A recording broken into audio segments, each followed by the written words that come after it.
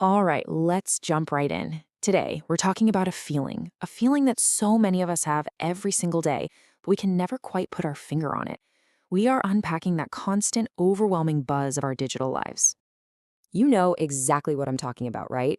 You pop open an app, maybe just for a quick little break, and then somehow 10, 20 minutes later, you close it feeling more tired, more scattered, maybe even a little bit stressed out. It's this really weird thing about being so connected. The more we plug in, the more drained we can end up feeling. So, our whole journey today starts with this one simple idea.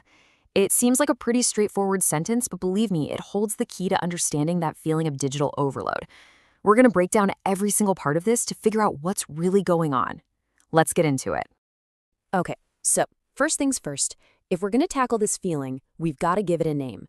By actually defining mental noise, we can take it from this vague, uneasy feeling and turn it into a real concept we can actually talk about and analyze. So here's the really crucial part. Mental noise isn't just about having too much information thrown at you.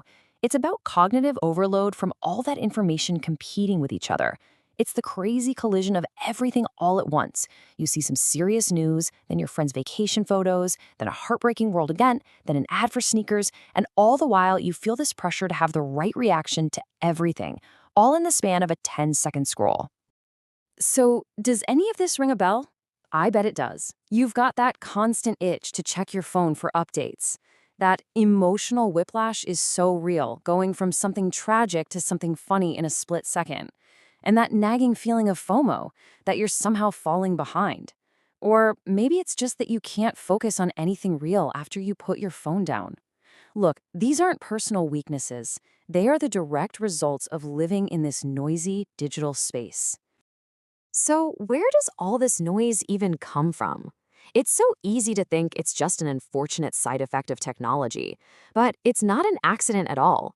It is a direct result of how these platforms are designed from the ground up. Which brings us to the big question, why?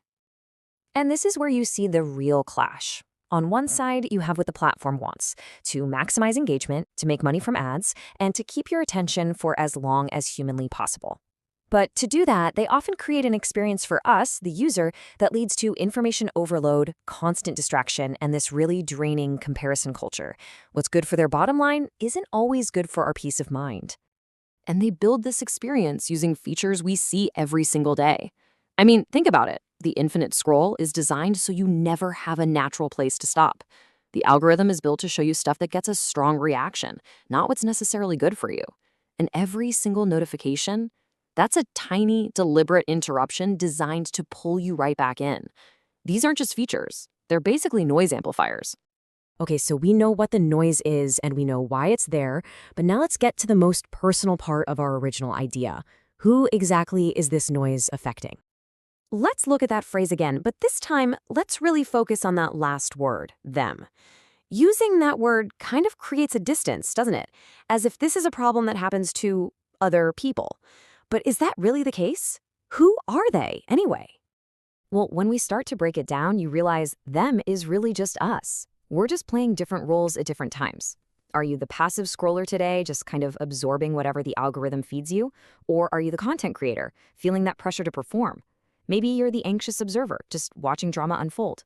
The truth is, we all cycle through these roles. We are all them. The noise gets to everyone.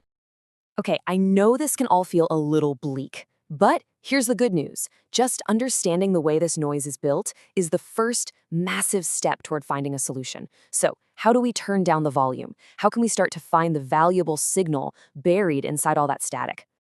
Here's a simple but really powerful framework. First, acknowledge. Just give the feeling a name. Calling it mental noise makes it something outside of you, something you can deal with. Second, identify. Ask yourself, what's my signal? Why am I actually on this app? Is it for creative ideas, to keep up with 3 specific friends? Get really clear on your purpose. And finally, curate. This is where you take back control. Actively use the tools you have. Mute, unfollow, even block what's just noise. And then intentionally follow things that boost your signal. You have way more power here than you think. So, I'll leave you with this question. This isn't about some huge, dramatic digital detox. It's about small, intentional choices. Maybe it's just unfollowing that one account that always drains your energy. Or maybe it's just muting your notifications for an hour this afternoon. What's one small step you can take today to find your signal? Because at the end of the day, the platforms aren't going to change their core business model. The noise is always going to be part of the deal. But as this final thought says, the most powerful tool we have, the best filter, is our own intention. By just being a little more mindful of why we're logging on, we can start to build a digital world that actually works for us and not the other way around. Thanks for joining this explainer.